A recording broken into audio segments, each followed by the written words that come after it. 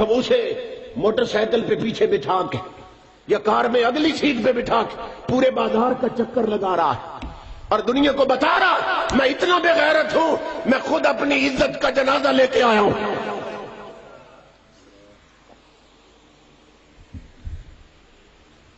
سوچیے ہم کیا کر رہے ہیں۔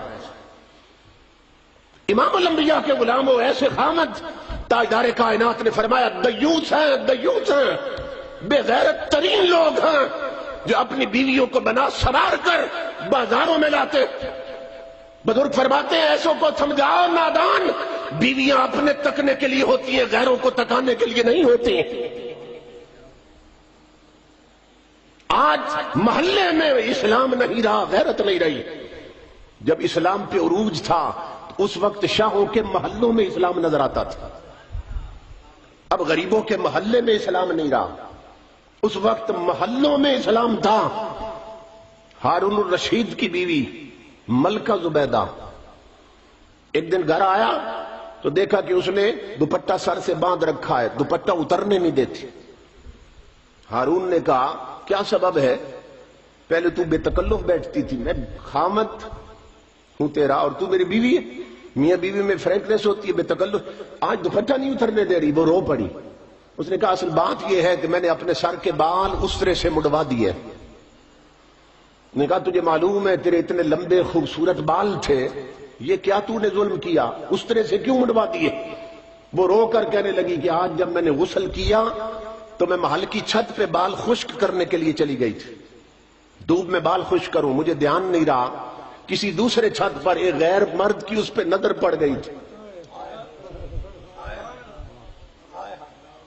غیر کی نظر پڑ گئی تھی میرے بالوں پر، تو میں نے کہا اب ان بالوں کو غیر کی نظر نے دیکھ لیا، اب یہ میرے خامد کے لائق نہیں رہے، اس لیے مڈوا دیے۔ اس وقت شہزادیوں کا خوف خدا یہ تھا اور غیرت یہ تھی، اور آج چھوٹے چھوٹے محلوں میں غریبوں کی بیٹیاں، امام الانبیاء کے غلاموں، وہ بھی پاجامے پہن کر، فیشنی لباس پہن کر، یہ سب کچھ میڈیا نے، الیکٹرانک میڈیا، پرنٹ میڈیا، اس نے پوری قوم کو بے حس اور بے غیرت بنا رکھا ہے۔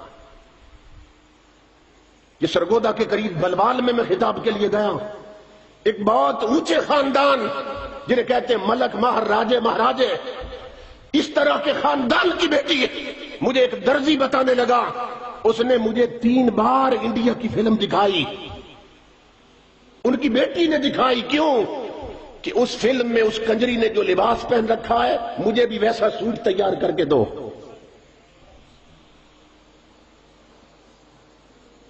پہلی بار فلم دیکھی، سوٹ بنایا، اسے پسند نہیں آیا کہ نہیں ویسا نہیں بنا جیسا اس کنجری کا تھا۔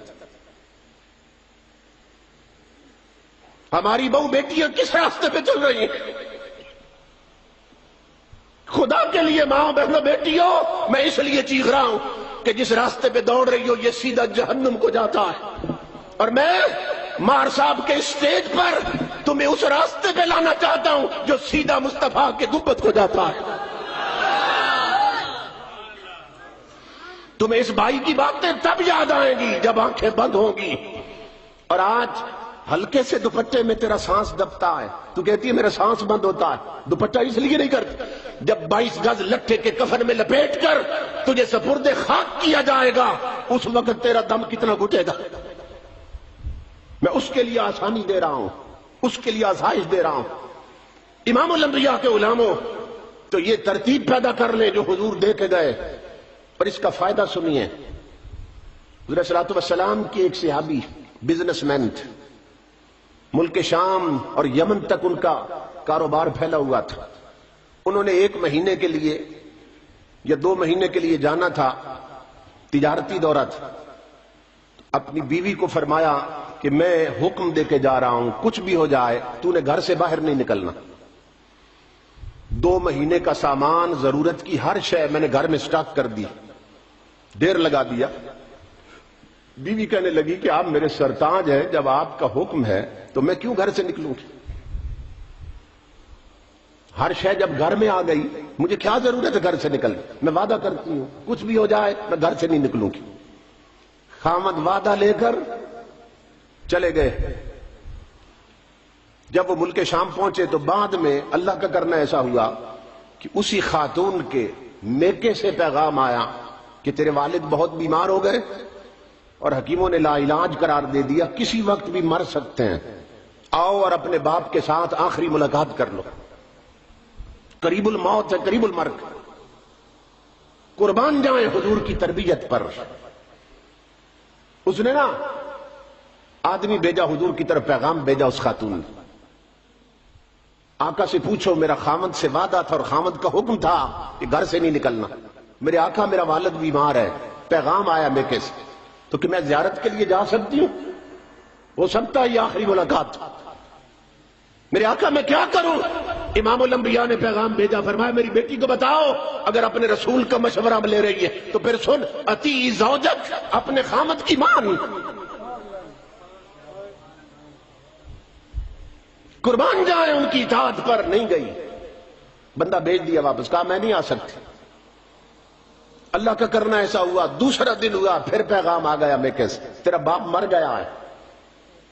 وہ چہرہ جس کو تکنے سے مقبول حجوں کا ثواب ملتا تھا، وہ ہمیشہ کے لیے خاک میں چھپنے والا، آؤ مرے ہوئے باپ کا آخری بار منہ تو تک لو، چہرہ تو تک لو، پھر سپرد خاک ہو گئے۔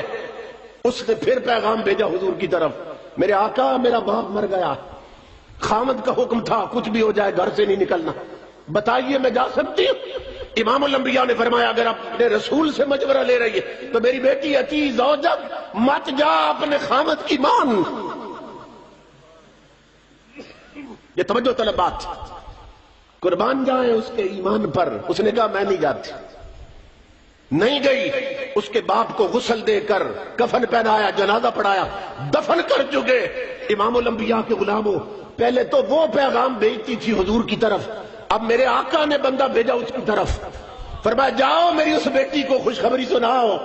کیا کہ ان اللہ غفر لأبیہا بإطاعتہا لزوجہا، اے میری بیٹی خوشخبری سن، تیری خامد کی اطاعت کی وجہ سے میرے رب نے تیرے باپ کی بخشش کر دی۔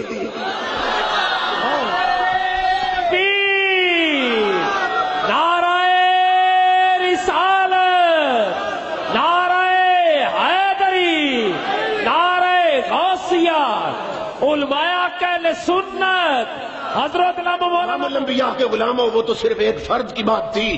اللہ کی عزت کی قسم، اگر عورتیں خامدوں کے پیچھے چلیں اور خامد سارے مصطفیٰ کے پیچھے چلیں تو ایک عورت صرف ایک فرد کی نہیں پورے خاندان کی بخشش کرا دیتی ہے۔